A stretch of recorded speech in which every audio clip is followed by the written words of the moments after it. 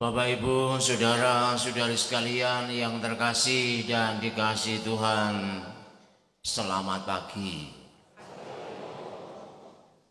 Setelah misa Jumat pertama, seorang anak kelas 4 dari Sinjon bertanya kepada saya, "Romo, Adam itu manusia pertama. Siapa orang tuanya?" Dia tanya seperti itu. Kira-kira jawabannya apa ya? Kira-kira jawaban saya apa? Jawaban saya adalah khotbah hari ini dalam 3 hal. Yang pertama, persembahan. Dalam tradisi Israel, pada usia 40 hari, setiap anak sulung Israel dibawa ke bait Allah. Di sana orang tua menyerahkan anaknya kepada Allah melalui imam yang bertugas pada saat itu. Mereka yakin setiap anak adalah anak perjanjian. Artinya Allah menjanjikan kebahagiaan keluarga melalui anak tersebut. Sehingga anak-anak ini adalah milik Allah sendiri. Mereka hanya dititipi oleh Allah. Sehingga anak itu sekarang mesti dipersembahkan kepada Allah. Selanjutnya seperti dalam kitab suci tadi, Maria dan Yusuf mempersembahkan binatang kurban. Dan kebetulan yang dipersembahkan adalah burung merpati. Itu tanda bahwa mereka adalah keluarga miskin. Persembahan adalah janji orang tua untuk mengasuh anak itu agar mampu mengenali Allah dan panggilan hidupnya. Sehingga kalau orang itu sudah mempersembahkan kurban persembahan, maka mereka boleh membawa anaknya pulang ke rumahnya. Sebelum ada kurban persembahan, mereka tidak boleh membawa anak itu pulang ke rumah karena di situ belum terdapat janji orang tua. Dan di dalam janji itu berarti jejak-jejak Allah ditelusuri setiap hari untuk dikenakan sebagai pengalaman iman dalam diri anak-anaknya. Dengan pergulatan doa yang tekun dan mengandalkan rahmat Allah, anak-anak diyakinkan bahwa mereka serupa dengan Allah dan hidup untuk menyerupai Allah sepanjang waktu. Sebab anak-anak ini adalah anak-anak Allah. Inilah arti persembahan Allah di bait Allah yang sungguh-sungguh sangat menarik untuk kita renungkan. Di dalamnya terdapat janji suci orang tua kepada Allah untuk menjadi wakil Allah bagi anaknya. Sekarang mari kita masuk ke dalam poin yang kedua, sukacita dalam Tuhan. Ketika Anda ditanya, apa yang membuat hidup Anda itu bahagia? Apa kira-kira jawabnya? Woi, tanya, yuk diem aja. Tanya ini, kira-kira apa yang membuat Anda bahagia itu? Sehat. Apalagi? Ini yang Mazmur tadi, itu Mazmur. Makan enak, makanya gemuk kamu ini. Makan enak. Makan enak. Kalau makan gak enak gak bahagia ya. Terakhir diakon yang jarang ditanyai Pak Parjo. Malah iya, apa yang buat kamu bahagia? Malah iya. Apa Pak Parjo? Woi Pak Parjo. Pak Parjo. Yang membuat Anda bahagia itu apa? Pak Parjo. Yang membuat bahagia Anda apa? Geludak. Ditanyai malah. Ya sudah, nggak usah tanya pada orang yang kakak. Saya jawab sendiri aja. Setiap orang punya kebahagiaan masing-masing. Jadi kalau ditanyai gitu pasti macam-macam, beda jawabannya. Ada yang bahagianya kalau waktu khotbah. Kenapa? Bisa tidur. Kan? Ada kalau bahagia mendengarkan sabda Tuhan. Kenapa? Nggak pernah mendengar, sekarang mendengar. Tapi hanya satu kebahagiaan yang memberikan kesejatian.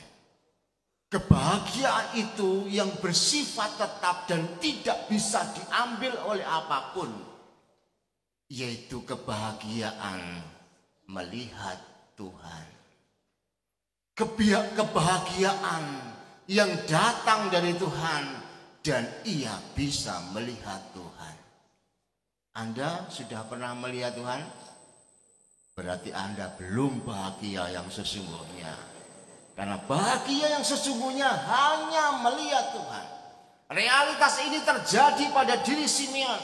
Ketika menantangkan Yesus, ia dipenuhi dengan Roh Kudus, merasakan sukacita yang penuh dan luar biasa. Kerinduannya selama ini terpenuhi, penantiannya bertahun-tahun terwujud, dan kemudian ia mengatakan, sekarang ya Tuhan, biarkanlah hamba-Mu berpulang dalam damai sejahtera sesuai dengan firman-Mu, sebab mataku telah melihat keselamatan daripada. Orang yang bahagia itu adalah orang yang ingin mati. Kalau Anda belum ingin mati, Anda belum bahagia. Karena pengen mati berarti dia pengen berjumpa dengan Tuhan. Kalau Anda waktu perminyakan masih bisa ditanyai. Kalau romonya tanya, Pak, kamu pengen apa? Jangan pengen makan enak lagi loh ya. Ini sudah waktunya mau mati kan masih pengen makan enak. Berkatalah, saya pengen melihat Tuhan. Maka romonya akan membisikkan, nanti ketika bertemu Tuhan, jangan bertemu yang lain. Lihatlah, supaya kamu bertemu dengan Yesus. Pasti kemudian orang itu akan les dan meninggal. Kalau enggak, lama ini didoakan pun, karena belum melihat Tuhan. Jadi nanti kalau Anda pengen mati, nggak usah bunuh diri, undang saya gitu ya. Nanti saya bisikin supaya kemudian bisa menemukan Tuhan. Karena memang dalam hidup ini ternyata yang paling bisa membuat kita menemukan kebahagiaan sejati hanya melihat Tuhan. Dan itu berarti Tuhan itu cukup bagi hidupku. Rasa bahagia melihat Tuhan adalah segala-galanya. Dari situ kita lantas ingin terus-menerus berjumpa dengannya. Sebab semuanya itu menjadi tidak berarti ketika Tuhan tampak dalam hidup kita. Simeon telah mengajarkan kepada kita bahwa Allah saja itu sudah cukup membuat kita bahagia dan kita tidak perlu hal yang lebih lagi. Kadang-kadang anak muda itu pengen merasakan bahagia, apa yang dibuat? Mereka pergi ke dugem, nggak ada Tuhan di situ. Mereka minum minuman keras, nggak ada itu. Maka serahkan pada Romo minumannya supaya aman gitu ya. Nggak ada karena di situ. Juga tidak ada dalam obat-obatan terlarang, palingnya fly aja dan kemudian nggak menemukan kebahagiaan sejati karena di situ memang tidak ada Tuhan. Orang bisa saja puas dengan suksesnya, orang bisa lega dengan hartanya, bahagia karena ketenarannya, tetapi apabila tidak memiliki Tuhan, semuanya akan tetap kosong. Tanpa Tuhan sehebat apapun hidup kita itu tidak ada gunanya. Karena pada akhirnya tidak ada manusia yang bisa bertahan untuk hidup di tengah dunia ini. Maka pengalaman orang yang bernama Simeon ini membuktikan hari ini kepada kita. hanya Tuhan yang bisa memberikan kebahagiaan yang sejati. Sehingga pergumulan kita, Anda ini hari ini pergi ke gereja ini, jangan hanya bermotivasi yang lain-lain, tapi bermotivasilah dalam diri Anda, tanamkan itu di dalam hati. Saya ingin berjumpa dengan Tuhan. Ketika itu terjadi, maka Anda pulang dengan sukacita. Kalau Anda hanya ingin berjumpa dengan romonya, pasti pulang dengan kecewa. Itu pasti. Apalagi modelnya seperti saya, pulang kecewa. Belum lagi kalau modelnya kayak Paskalis itu, makin kecewa. Nah ini Anda harus berjumpa dengan Tuhan sehingga pulang dipenuhi dengan sukacita. Kemudian yang terakhir, persembahan Yesus dalam Ekaristi. Simeon menemukan Yesus yang dipersembahkan di bait Allah. Begitu menatang Yesus, ia dipenuhi dengan sukacita dan sudah selesai hidupnya. Yang menarik adalah sekarang ini Yesus juga dipersembahkan di dalam gereja. Setiap minggu, bahkan setiap hari dipersembahkan kepada Allah sebagai kurban yang sempurna. Itulah Ekaristi, kurban Allah yang berupa janji keselamatan kepada Allah. Ingat seperti pengertian di atas, persembahan itu adalah janji. Kalau aku mempersembahkan itu berarti aku berjanji. Kalau Tuhan mempersembahkan berarti Tuhan juga berjanji. Dan inilah janji Tuhan. Melalui Ekaristi, ia akan menyertai umatnya sepanjang waktu. Oleh karena itu pesta hari ini merupakan ajakan bagi kita untuk menemukan Yesus yang dipersembahkan dalam Ekaristi. Bagaimana kita bisa menemukan Yesus dalam Ekaristi ini lantas membuat kita bahagia? Mari kita belajar dari Simeon.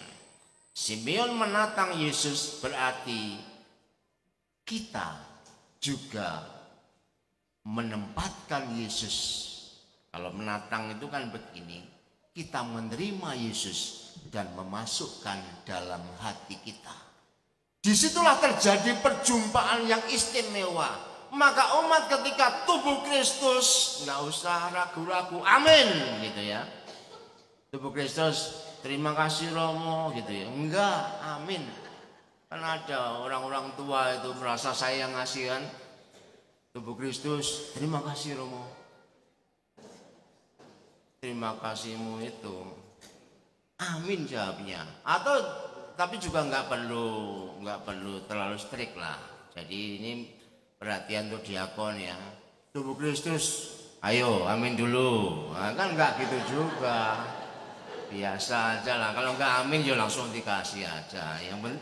Maksud saya adalah jawablah dengan kegembiraan gitu loh. Masa mau nerima komuni, ya senyum sedikit lah, Tuhan engkau hadir. Wajah Anda itu penuh dengan kegembiraan. Yang diterima adalah Yesus yang mau bersatu dengan hidup Anda. Dan kegembiraan itu kemudian membuat Anda hening, duduk, jangan ngabsen temannya. Karena ada orang-orang Katolik itu, tubuh Kristus, amin Romo, langsung duduk, langsung ngabsen temannya. Oh itu ada yang datang, oh itu enggak, itu tetangga saya loh itu. Enggak usah ngabsen, langsung pejamkan mata, bersyukurlah kepada Tuhan. Ini bukan ngabsen, ya biarlah Tuhan yang ngabsen, kalian enggak usah. Setelah terima komuni langsung pejam mata, ya, jangan manggut-manggut nanti ngantuk loh kamu. Jadi, pokoknya ini penerimaan yang membuat kita semua mesti bersukacita dan kemudian masukkan dalam hati supaya sukacita itu meresap dalam hati sehingga ini pulang Anda penuh dengan keheningan dan akhirnya sampai di rumah hidup dalam perjuangan yang dipenuhi sukacita. Tapi ya kelemahannya kita ini kan nggak bisa menahan mulut kan. Baru pengumuman itu sudah wuk. ngomong sana kiri kanan. Apalagi kalau sudah berkat penutur dalam nama Bapa dan Putra dan Kudus, amin, sudah langsung seakan-akan tadi itu menahan mulutnya bertahun-tahun gitu ya, sampai kemudian pintu belum dibuka aja sudah ngomong, mulutnya dibuka semua. Hari ini kita diajar masukkan Tuhan dalam hati, resapkan itu, karena itu adalah tubuh Kristus yang berupa janji ilahi, dan heningkan diri pelan-pelan sehingga pulang sampai di rumah Anda mengalami sukacita, meskipun nanti suami Anda ya tetap seperti itu, istri Anda akan tetap, tapi ketika Anda meresapkan dalam hati, meskipun istrimu jutek dan jelek, tetap indah di mata, karena aku melihat Tuhan yang hadir di sana.